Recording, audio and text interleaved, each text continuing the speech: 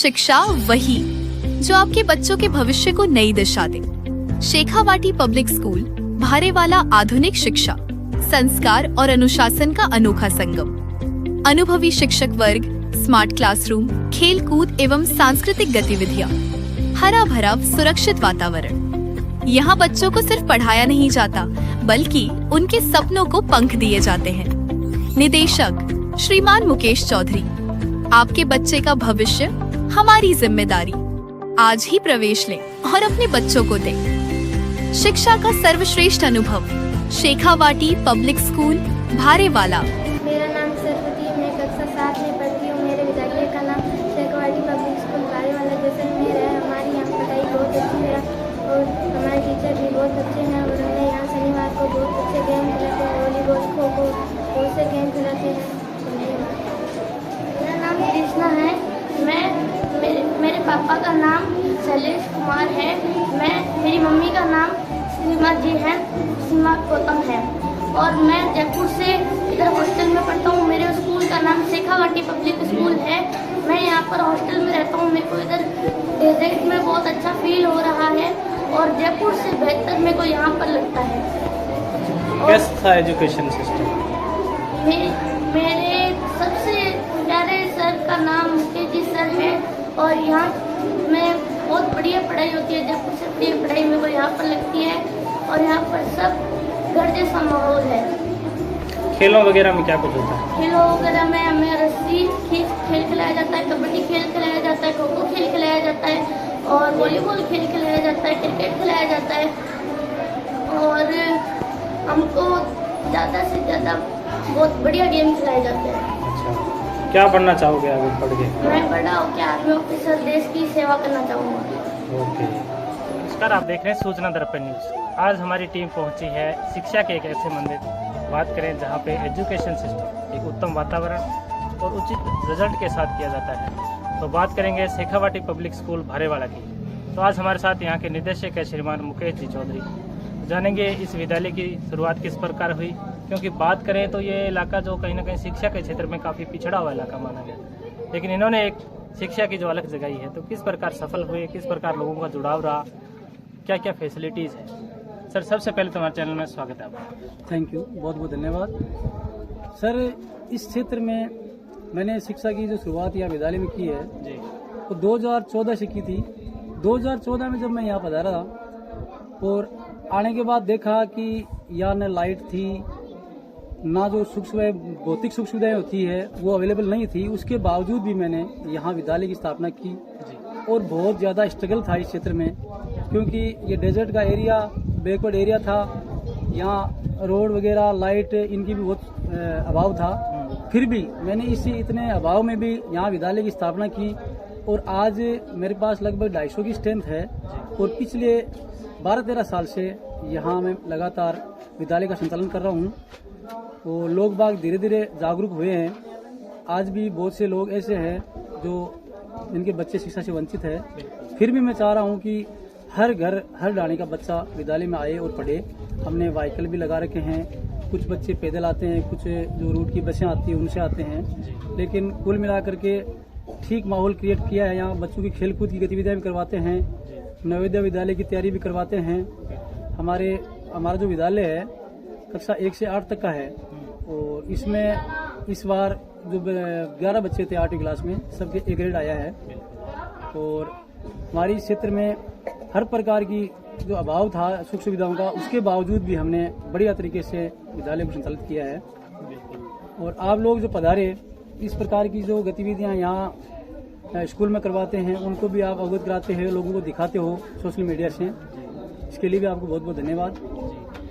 तो सर, जिस प्रकार आपने बताई 2014 से शुरुआत, आपने तो काफ़ी स्ट्रगल भी किया और बात करें जैसे कोरोना महामारी जैसी एक भयंकर समस्या का भी सामना किया। बिल्कुल, क्योंकि कोरोना महामारी में बहुत से ऐसे प्राइवेट स्कूल हैं जो कहीं कहीं बंद हो गई। सही बात। लेकिन आपने फिर भी इसको सुचारू रूप से जारी रखा, यहाँ पे शिक्षा की अलग जगह रखी। बिल्कुल बिल्कुल। कैसा संघर्ष रहा, कैसा मैनेजमेंट? बहुत संघर्ष था सर, बहुत संघर्ष था। कोरोना काल में तो बाकी इस क्षेत्र में कोरोना की ये जो महामारी कम पहुंच पाई थी, क्योंकि यहाँ के जो लोग हैं ना काफ़ी मजबूत है। और यहाँ जो डेजर्ट का क्षेत्र है, यहाँ इस मिट्टी में नंगे पैर ही घूमते रहते हैं, तो यहाँ के जो लोग हैं इनका क्या है कि जो स्वास्थ्य मजबूत है, तो यहाँ कोरोना बहुत कम देखा गया। उसके बावजूद भी अगर 2-2.5 साल तक विद्यालय बंद रहा, फिर भी हमने इसको वापस सुचारू रूप से, पहले 2 महीने लगाया था, फिर गवर्नमेंट की गाइडलाइन आई, उसको फॉलो किया, उसके बाद में फिर धीरे धीरे वापस सुचारू रूप से पटरी पर गाड़ी आई और फिर विद्यालय वापस सुचारू स्टार्ट हुआ था।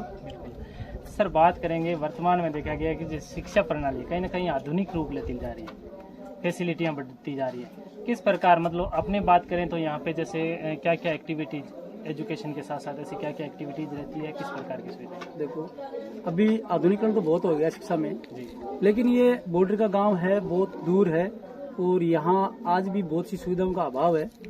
जैसे लाइट की बात करें तो पिछले 2-3 साल में लाइट आई, पहले लाइट भी नहीं थी। आज चलो विद्यालय में पंखा वगैरह सब लगे हुए हैं, पहले बिना पंखे के और छपरों के नीचे भी विद्यालय संचालित होता था, लेकिन अब धीरे धीरे लाइट का भी आई है यहाँ पर और हर प्रकार की सुविधाओं जो सुख सुविधाएं मिल रही है।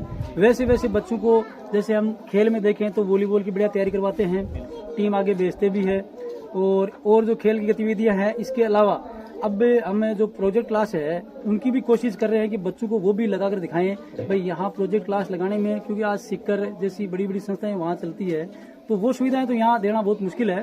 फिर भी कोशिश ये रहती है कि हम बढ़िया सुविधाएं बच्चों को दे।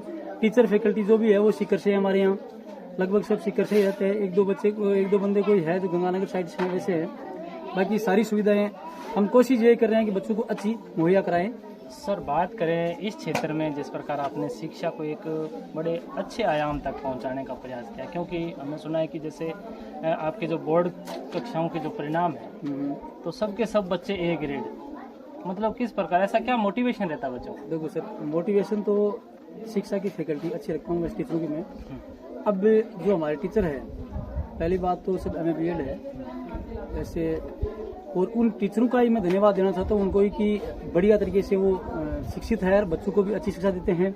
और यहाँ क्या थोड़ा सा माहौल ठीक है, पढ़ाई के लिए भी शांत वातावरण है, गांव से दूर है, तो इस प्रकार का जो माहौल है वो अच्छा है यहाँ का, और अच्छी शिक्षा देने की कोशिश करते हैं। बच्चे हैं जितने भी, उनको हमने बढ़िया तरीके से हमारी जो शिक्षक की सुविधाएं है, जो शिक्षक के टीचर पढ़ाते हैं उसी हिसाब से यहाँ जो टीचर शिक्षक के ये सब वो उसी हिसाब से इनको शिक्षा देते हैं, तो उनका बच्चों को प्रभाव पड़ता है। एक साप्ताहिक टेस्ट, मंथली टेस्ट ये भी हम चलाते रहते हैं, जिससे बच्चे मोटिवेट होते रहते हैं और उनको याद जल्दी होता है उसी में। जी, तो सर अब की बात जिस प्रकार नए स्तर का शुभारंभ है, क्या ऐसा नवाचार रहेगा? शेखावाटी वैसे ही नाम एक मान लो शिक्षा के क्षेत्र में कहीं ना कहीं चर्चित, आपने इस दोहरा धरती में मान लो एक शेखावाटी की जो अलग जगह है, क्या ऐसा नवाचार क्या रहेगा आपके? क्योंकि इस बार एक तो हम अपने विद्यालय को माध्यमिक करने जा रहे हैं, ठीक है, और क्योंकि यहाँ सेंटर नहीं है माध्यमिक का, तो अगर इस बारवाड़ा गांव में अगर हम अपने विद्यालय को माध्यमिक स्तर बनाते हैं तो एक तो यहाँ सेंटर आ जाएगा बारवाड़ा गवर्नमेंट स्कूल में। यहाँ के बच्चे जो गवर्नमेंट स्कूल में पढ़ रहे हैं उनको एग्जाम देने के लिए 40 किलोमीटर दूर जाना पड़ता है, नाचना। तो एक तो ये विद्यालय अपना माध्यमिक होता है तो 20-30-50 बच्चे इसमें होते हैं, 20-50 उसमें होते हैं, तो क्या है कि सेंटर यहाँ सज्जित हो सकता है बारवाड़ा में। और इसी के आधार पर फिर क्या है कि यहाँ जो बच्चों को जो दुविधाएं झेलनी पड़ रही है वो नहीं झेलनी पड़ेगी।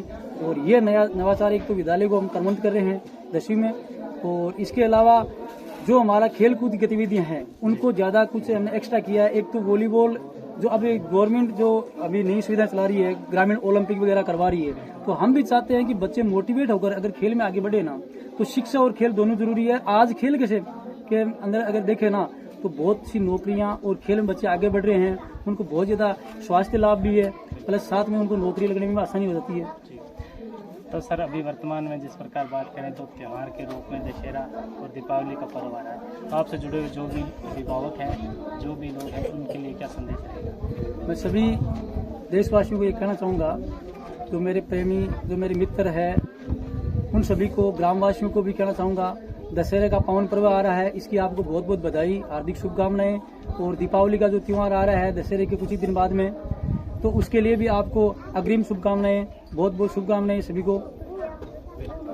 तो ये थे हमारे साथ शेखावाटी शिक्षण संस्थान के जो निदेशक हैं श्रीमान मुकेश जी चौधरी, जिन्होंने बताया कि एक विकट परिस्थितियों के होते हुए भी इन्होंने एक अच्छा वातावरण और बच्चों को अच्छी शिक्षा देने का प्रयास किया और वो रंग भी लाया, क्योंकि जो बोर्ड की परीक्षाएं हैं उनमें एक प्रत्येक विद्यार्थी ए ग्रेड से उत्तीर्ण होना एक बहुत बड़ा एक महान कार्य जिस प्रकार शिक्षकों द्वारा यहाँ पे किया जाता है। और इन्होंने सभी देशवासियों के लिए दीपावली की हार्दिक शुभकामनाएं दी। तो सर हमारे चैनल 10 मिनट बहुत बहुत धन्यवाद। थैंक यू बहुत बहुत धन्यवाद।